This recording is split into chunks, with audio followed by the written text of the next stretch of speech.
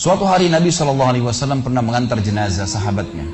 Waktu jenazah tersebut ditaruh di kuburan, kata Nabi SAW, kalau seseorang mukmin meninggal dunia, siapa orang mukmin teman-teman sekalian? Orang yang sudah menggabungkan antara rukun Islam sama rukun iman.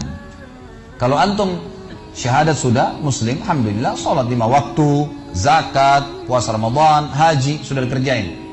Ditambah dengan keimanan, yakin Allah ada, yakin malaikat ada mencatat, yakin diturunkan dalam Al-Quran, yakin ada Rasul yang mengajarkan Nabi Muhammad SAW ada diterima pahalanya hari kiamat, maka itu namanya mukmin. Ditambah dengan mengimani qada dan qadar. Kalau ada orang sholat, Allah ada nggak ya?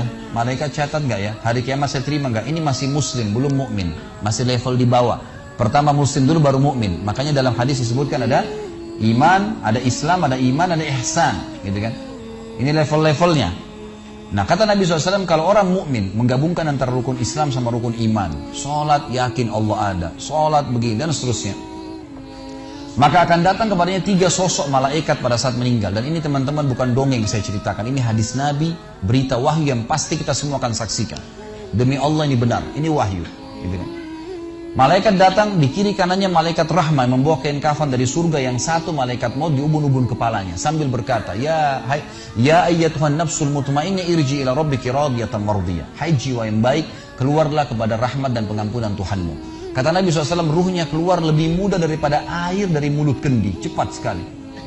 Begitu keluar, belum sesaat keluar ditangkap oleh malaikat rahmah, dibungkus dengan kain kafan dari surga, dibawa ke langit.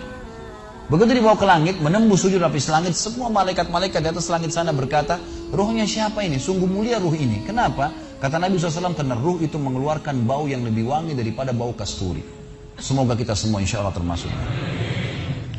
Maka kata Nabi SAW, malaikat rahmah mengatakan ini Fulan bin Fulan, namanya yang paling mulia di dunia. Lalu kemudian ditembuskan sampai langit ke-7, lalu kemudian terdengar suara dari langit ke-7. Allah Azza wa Jalla berkata, catatkan hambaku ini termasuk penghuni surga, kembalikan dia di dunia, di sana saya ciptakan, di sana pula saya akan bangkitkan. Diantar ruhnya bersamaan jasadnya diantar oleh kerabatnya. Baru 3 langkah mereka jalan, dia masih bisa, ruh ini masih mendengarkan suara sendal mereka. Lalu malaikat datang mendudukkan dia lalu berkata, siapa Tuhanmu, siapa nabimu, apa kitabmu? Lalu dia kalau orang beriman, kata Nabi SAW, Allah berfirman, yuthabbitullahu alladhina amanu bil qawli tsabit fil hayatid dunya fil akhirah. Allah akan tetapkan jawaban lisan orang-orang beriman di dunia. Kalau dia belajari agama ini lalu ditanya kenapa kau sholat, kenapa kau puasa, dia akan punya jawaban dari wahyu. Dan di akhirat, kata ulama tafsir, adalah yang dimaksud pertanyaan mungkar nakir atau malaikat di kuburan. Ringkas cerita adalah dia akan menjawab, Tuhanku Allah, Nabiku Muhammad, kitabku Al-Quran.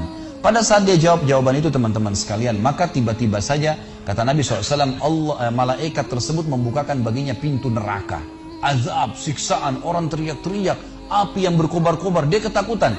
Kata malaikat, lihat dari apa Allah selamatkan dirimu.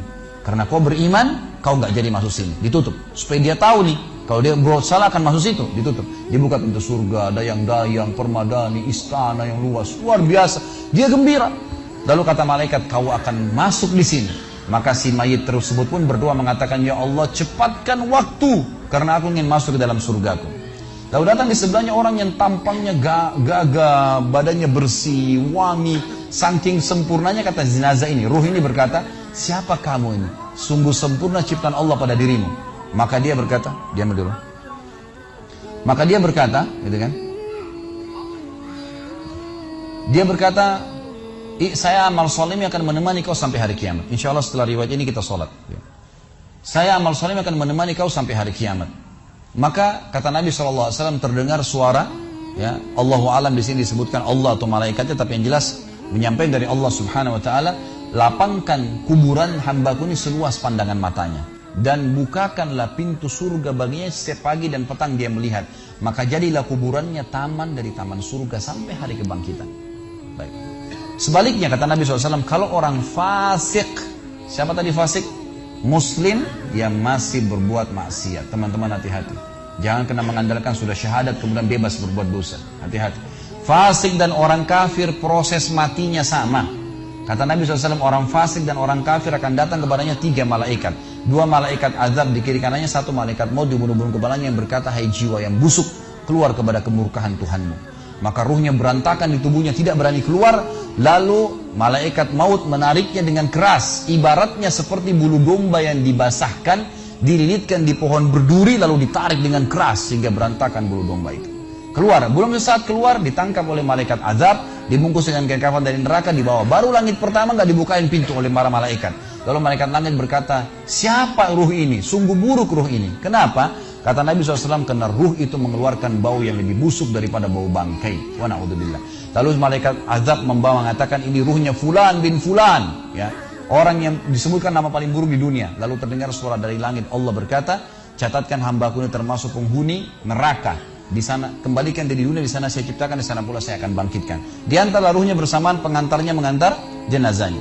Begitu masuk dan 3 langkah, ya, orang-orang mengantarnya lewat, malaikat datang mendudukkan dia, mengatakan siapa Tuhanmu, siapa nabimu, apa kitabmu.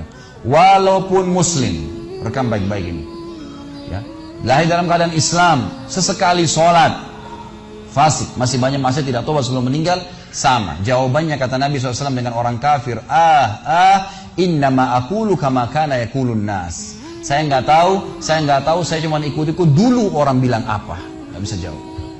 Lalu kemudian dibukakan baginya pintu surga, dayang-dayang, permadani, istana, pemandangan yang luar biasa, gitu kan? Maka dia kagum, kata malaikat, lihat dari apa kau haramkan dirimu. Dulu kau bisa masuk sini, tapi kau tidak mau, ditutup. Dibuka pintu neraka, azab, siksaan, orang dipotong, teriak-teriak kesakitan. Lalu dia ketakutan, kata malaikat, ini tempat kau selamanya, kau tidak akan bisa lari. Maka dia berdoa mengatakan, ya Allah jangan kau cepatkan waktu karena aku tidak ingin masuk ke dalam nerakaku. Lalu datang di sebelahnya orang yang buruk tampangnya, bau badannya gak enak. Lalu saking buruknya kata jenazah ini, kata ruh ini, siapa kamu ini, pergi dari saya, sungguh buruk ciptaan Allah pada dirimu. Maka dia mengatakan, tidak, saya amal burukmu yang akan menemani kau sampai hari kiamat. Lalu dalam penutupan hadis Bukhari ada 2 riwayat. Yang pertama, Allah Azza wa Jal, ya, mengirim kepadanya malaikat yang tidak punya penglihatan dan pendengaran. Allahu alam bagaimana ini, yang membawa sebuah besi, yang kalau besi itu seluruh jin dan manusia bersatu mau membalik saja mereka tidak mampu. Bayangkan seluruh jin miliaran, seluruh manusia miliaran, balik saja mereka tidak mampu. Ini saking kuatnya malaikat tersebut. Maka menghantamkan ke tubuh orang ini, hancur, diutuhkan kembali lagi. Begitu terus sampai hari kiamat. Riwayat yang kedua mengatakan, Allah Azza wa Jal membuat dinding kuburannya merengut tubuhnya, menjepit tubuhnya sampai seperti ini tulang rusuknya. Kembali lagi. Kata ulama hadis digabungkan keduanya. Dipukul sambil diremukkan, dikembalikan lagi. Begitu terus sampai hari kiamat.